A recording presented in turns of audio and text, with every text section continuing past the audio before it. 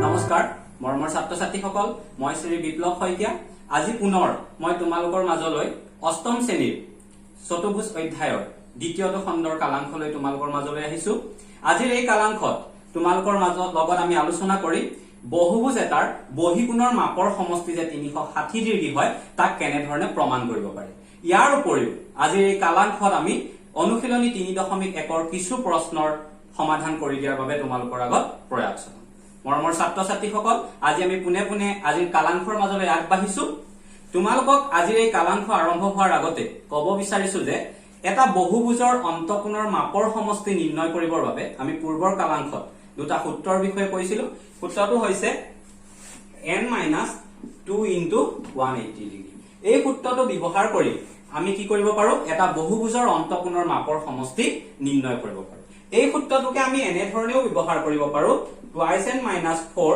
* 90 degree এইটো বা এইটো যিকোনো এটা সূত্ৰ ব্যৱহাৰ কৰি বহুভুজ এটাৰ অন্তকোণসমূহৰ মাপৰ সমষ্টি কিমান আমি তাক নিৰ্ণয় কৰিব পাৰো আজি আমাৰ এই কালাংশত এটা বহুভুজৰ বহিকোণসমূহৰ মাপৰ সমষ্টি যে 360 ডিগ্ৰী তাক কেনে ধৰণে প্ৰমাণ কৰিব পাৰি প্ৰথমে সেইটো আমি শিকিবলৈ চেষ্টা কৰিম মৰমৰ ছাত্ৰ ছাত্ৰীসকল তোমালোকে বৰ্ডত দেখিবলৈ পোৱা চিত্ৰটো হৈছে এটা বহুভুজৰ চিত্ৰ এই বহুভুজটো পাঁচোডাল বাহুৰে আগৰাৰ কাৰণে এইটো এটা পঞ্চভুজ এতিয়া এই পঞ্চভুজটোৰ পাঁচোডাল বাহুৰে পাঁচটা শীৰ্ষবিন্দু আছে A টো এটা B টো এটা C টো আৰু D টো আৰু E টো প্ৰতিটো শীৰ্ষবিন্দুৱে তাৰ ভিতৰ ফালে একোটা কোণ সৃষ্টি কৰিছে সেই কোণ কেইটাক কি বুলি ক'ব বহুভুজটোৰ অন্তকোণ অৰ্থাৎ এই পঞ্চভুজটোৰ অন্তকোণ হৈছে কোণ A কোণ B কোণ C কোণ D আৰু কোণ E এতিয়া চিত্ৰটোলৈ তোমালোকে ভালদৰে মনোযোগ দিয়া এই AB বাহুক আমি যদি ক্ৰমাত এইফালে বহাই দিছো BC বাহুক ক্ৰমাত এইফালে বহাই দিছো ঠিক তেনে ধৰণে CD বাহুক ক্ৰমাত এইফালে বহাই দিছো DE বাহুক এইফালে বহাই দিছো ঠিক তেনে ধৰণে EA বাহুক বা AE বাহুক এইফালে বহাই দিছো এই বহাই দিয়াৰ লগে লগে বাহিৰ ফালে একোটা কোণ উৎপন্ন হৈছে এইখিনিত এংগল 1 উৎপন্ন হৈছে এটো এংগল 2 উৎপন্ন হৈছে এটো এংগল 3 উৎপন্ন হৈছে এটো এংগল 4 উৎপন্ন হৈছে এটো এংগল 5 উৎপন্ন হৈছে একিটাক আমি এংগল 1 2 3 4 আৰু 5 হিচাপে কি কৰিছো নামাকৰণ কৰিছো আৰু এই কোণ কেইটা হৈছে এই বহুভুজটোৰ কি হৈছে বহিকোণ আমাৰ এতিয়া কাম হৈছে এই বহিকোণ কেইটাৰ সমষ্টি বা যোগফল 360 ডিগ্ৰী বুলি প্ৰমাণ কৰা ইয়াক আমি কেনে ধৰণে প্ৰমাণ কৰিম চাবা অৰ্থাৎ আমি প্ৰমাণ কৰিব লগা বস্তু হৈছে angle 1 plus angle 2 plus angle 3 plus angle 4 plus angle 5 equal কিমান 360 degree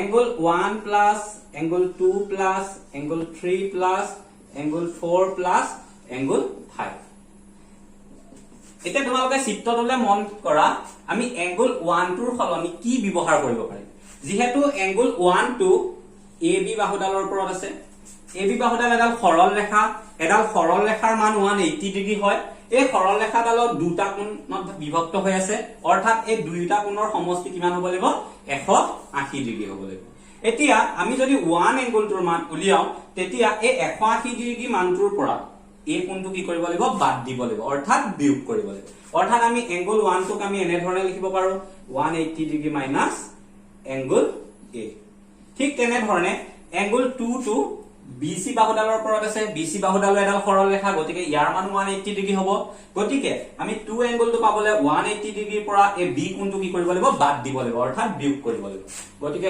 180 degree minus angle B ঠিক তেনে ধৰণে এংগল 3 টো কি হৈছে CD বাহুডালৰ ওপৰত আছে ইউ এডাল সৰল ৰেখা তাৰ মান 180 ডিগ্ৰী গতিকে 180 ডিগ্ৰীৰ পৰা আমি যদি C এংগলটো বাদ দিও তেতিয়া এংগল কি টো পাম 3 টো পাম গতিকে 180 ডিগ্ৰী মাইনাস এংগল C ঠিক তেনে ধৰণে 4 টো পাবৰ কাৰণে 180 ডিগ্ৰী মাইনাস এংগল D 5 টো পাবৰ কাৰণে 180 ডিগ্ৰী মাইনাস কি হ'ব এংগল E এতিয়া তোমালোকে চাবা 180 ডিগ্ৰী 180 ডিগ্ৰী 180 ডিগ্ৰী 180 ডিগ্ৰী আৰু 180 ডিগ্ৰী পাঁচটা 180 ডিগ্ৰী আছে গোটেই পাঁচটা 180 ডিগ্ৰী যোগ কৰি দিলে আমি 900 ডিগ্ৰী পাম এংগল A আগতো মাইনাস আছে B আগতো আছে C আগতো আছে D আগতো আছে E আগতো আছে গোটেই কেইটা আগতে মাইনাস আছে আমি মাইনাস এটা কমন ললো কমন লোৱাৰ লগে লগে থাকিলে angle A plus angle B plus angle C plus angle D plus angle E. এইখিনিতে এটা মন কৰিবলগীয়া কথা, যেহেতু angle A B C D E এই বহুভুজটোৰ কি হৈছে সিহঁতকেইটা অন্তকোণ।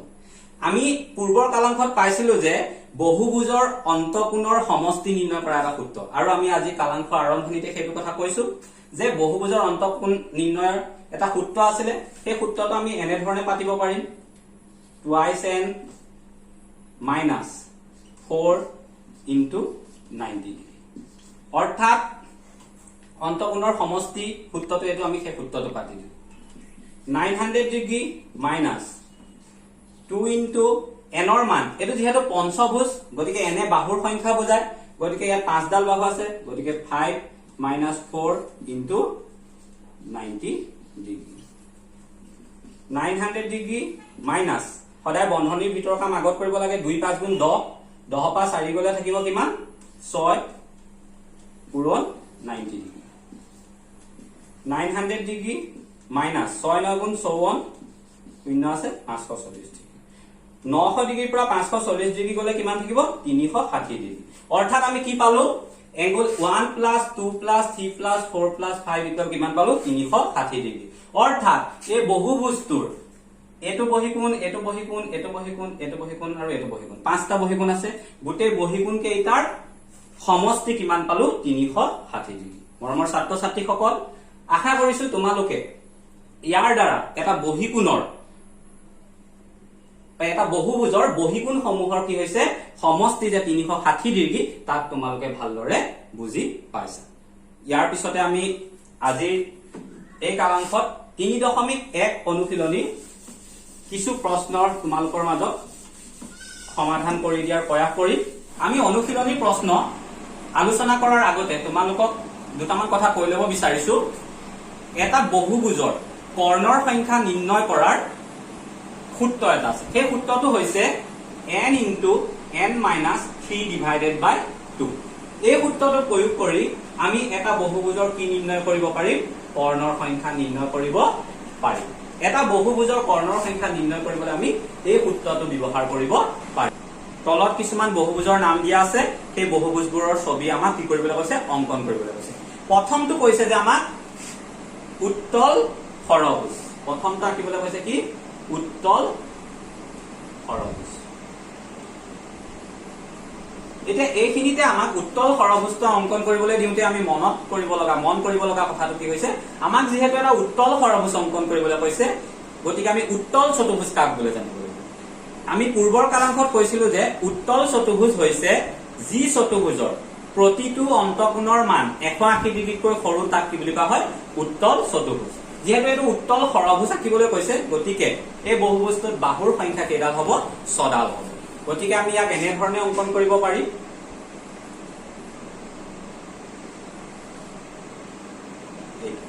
এইটো এটা হৈছে উত্তল ষড়ভুজ, কিয়নো ইয়াৰ প্ৰতিটো অন্তকোণৰ মান কি হৈছে, আমি যদি কোণমান যন্ত্ৰৰ সহায়ত জুখি চাওঁ 180 ডিগ্ৰীতকৈ কি হ'ব, সৰু হ'ব। ইয়াৰ পিছতে আন এটা আমাক অংকন কৰিবলৈ দিছে, এটা অবতল কি হৈছে 2 নম্বৰত যেটো দিয়া আছে, অবতল সপ্তভুজ অংকন কৰিবলৈ কৈছে। অবতল সপ্তভুজ অংকন কৰিবলৈ কৈছে। এতিয়া চাবা, অবতল সপ্তভুজ মানে অবতল চতুৰ্ভুজৰ কথা কৈছে। অবতল চতুৰ্ভুজ কাক কয়, যি চতুৰ্ভুজৰ এটা হলেও অন্তকোণৰ মান 180 ডিগ্ৰীকৈ কি হয় বেছি, তাক অবতল চতুৰ্ভুজ বুলি কোৱা হয়। যিহেতু অবতল সপ্তভুজ অংকন কৰিবলৈ কৈছে, অৰ্থাৎ এই বহুভুজটোত বাহুৰ সংখ্যা কেইডাল হ'ব লাগিব, 7ডাল হ'ব লাগিব। আমি ইয়াক এনেধৰণে অংকন কৰিব পাৰিম,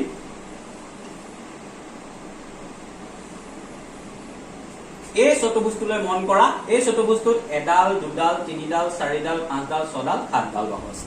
গতিকে এইটো এটা হৈছে সপ্তভুজ। আৰু ই কিয় অবতল সপ্তভুজ হৈছে, ইয়াৰ এই কোণটোৰ মান যদি আমি জুখি চাওঁ, সেই কোণটোৰ কি হ'ব, 180 ডিগ্ৰীতকৈ কি হ'ব, বেছি হ'ব। যি চতুৰ্ভুজৰ এটা অন্তকোণৰ মান 180 ডিগ্ৰীতকৈ বেছি তাক কি বুলি কোৱা হয়, অবতল চতুৰ্ভুজ বুলি কোৱা হয়। মৰমৰ ছাত্ৰ ছাত্ৰীসকল, ইয়াৰ পিছতে আমাক এটা অবতল পঞ্চভুজ অংকন কৰিবলৈ দিছে। গতিকে তোমালোকে এটা অন্তকোণৰ মান 180 ডিগ্ৰীতকৈ বেছি ধৰণৰ এটা অন্তকোণৰ মান অংকন কৰি তোমালোকে অবতল পঞ্চভুজটো আঁকিবলৈ নিজে চেষ্টা কৰিবা। ইয়াৰ পাছতে আমি অনুশীলনীত 2 নম্বৰ প্ৰশ্নটোলৈ আগবাঢ়িছো। অনুশীলনী 2 নম্বৰ প্ৰশ্নটোত কৈছে নিম্নলিখিত উত্তল বহুভুজবোৰ আঁকা আৰু প্ৰত্যেকৰে কৰ্ণ চিহ্নিত কৰা। আমাক কি কৈছে নিম্নলিখিত বহুভুজবোৰ আঁকা আৰু প্ৰত্যেকৰে কৰ্ণ চিনাক্ত কৰা। 2 নম্বৰ 1টোত দিছে আমাক সুষম ষড়ভুজ। সুষম কি দিছে ষড়ভুজ। যেহেতু এটো উত্তল বহুভুজ বুলি কৈছে গতিকে ইয়াৰ প্ৰতিটো অন্তকোণৰ মান কি হ'ব লাগিব 180 ডিগ্ৰীত কৈ কি হ'ব লাগিব সৰু হ'ব লাগিব। আমি ষড়ভুজ যেহেতু গতিকে ইয়াৰ বাহুৰ সংখ্যা কেইটা হ'ব লাগিব 6ডাল হ'ব লাগিব। গতিকে ভালদৰে মনোযোগ দিবা। আমি এটা কি কৰিলো এটো এটা কি কৰিলো ষড়ভুজ অংকন কৰিলো।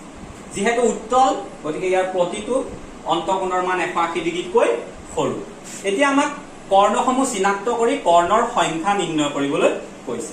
এতিয়া পূৰ্বৰ কালাংশত তোমালোকক কৈছিলো যে বহুভুজৰ কৰ্ণ কাক কয় বহুভুজ এটাৰ সন্নিহিত হৈ নথকা কোণসমূহক যিডাল ৰেখাখণ্ডই লগ লগায় সেই ৰেখাখণ্ডডালকে বহুভুজটোৰ কি বুলি কোৱা হয় কৰ্ণ বুলি কোৱা হয়। এতিয়া আমি এই বহুভুজটোৰ সন্নিহিত হৈ নথকা কোণসমূহ লগ লগাবলৈ চেষ্টা কৰি ইয়াত যেনিবা A B C D E F এৰে নাম আছে। এ কোণটোৱে ই কোণটোকে লগ লগালো, এ কোণটোৱে চি কোণটোক লগ লগালো, ই কোণটোৱে চি টোক লগ লগালো। ঠিক তেনেদৰে এফ টোৱে বিক লগ লগালো, বি টোৱে কাক লগ লগালো ডিক লগ লগালো, এফ টোৱে আকৌ কাক লগ লগালো আমি ডিক লগ লগালো, আকৌ ই টোৱে কাক লগ লগালো বিক লগ লগালো, এফ টোৱে চিক লগ লগালো আৰু এ টোৱে কাক লগ লগালো ডিক লগ। কাৰণ এইসমূহ সন্নিহিত হৈ থকা নাছিল। গতিকে সন্নিহিত হৈ নথকা কোণসমূহক যিডাল ৰেখাখণ্ডই লগ লগাব সেই ৰেখাখণ্ডডালকে কি বুলি ক'ব বহুভুজটোৰ কৰ্ণ বুলি ক'ব। এতিয়া আমি কৰ্ণসমূহ চিনাক্তকৰণ কৰিলো। এতিয়া আহিলে কৰ্ণৰ সংখ্যা কেনে নিৰ্ণয় কৰিবলৈ কৈছিলে। আমি অনুশীলনীৰ আৰম্ভণিতে তোমালোকক কৈছিলো যে কৰ্ণৰ সংখ্যা নিৰ্ণয় কৰা এটা সূত্ৰ আছিলে। সূত্ৰটো কি আছিলে n × n-3 / 2 এতেকে নিৰ্ণয় কৰ্ণৰ সংখ্যা সমান n × n-3 / 2। ইয়াত n টোৱে কিহৰ সংখ্যা বুজাইছে বাহুৰ সংখ্যা বুজাইছে। যেহেতু এইটো এটা ষড়ভুজ গতিকে ইয়াৰ বাহুৰ সংখ্যা কিমান হ'ব 6 হ'ব। 6 × 6 - 3 / 2। 6 × 6 পৰা 3 গলে কিমান থাকিব 3 থাকিব / 2। 2 এ 6 হৰণ কৰিলে কেইবাৰ যাব 3 বাৰ যাব। 3 পূৰণ 3 3 3 গুণ কিমান হ'ল 9। অৰ্থাৎ এই সুষম ষড়ভুজটোৰ কি হৈছে কৰ্ণৰ সংখ্যা কেইডাল হ'ল 9ডাল। ঠিক তেনেধৰণে আমাক 2 নম্বৰটো দিছে এটা 2 নম্বৰটো দিছে কি অষ্টভুজ। এই অষ্টভুজটোৰ কৰ্ণৰ সংখ্যা উলিয়াবলৈ দিছে। ইয়াৰ কৰ্ণৰ সংখ্যা কি হ'ব কৰ্ণৰ সংখ্যা n × n-3 / 2। অষ্টভুজ বুলি কোৱাৰ লগে লগে বাহুৰ সংখ্যা কেইডাল হ'ব 8ডাল হ'ব। গতিকে n ৰ জেগাত আমি 8 পাতিম 8 - 3 / 2। 8 × 8 পৰা 3 গলে কিমান থাকিব 5 থাকিব / 2। 2 এ 8ক হৰণ কৰিলে কেইবাৰ যাব 4 বাৰ যাব। 4 × 5 গুণ কিমান হ'ল 20।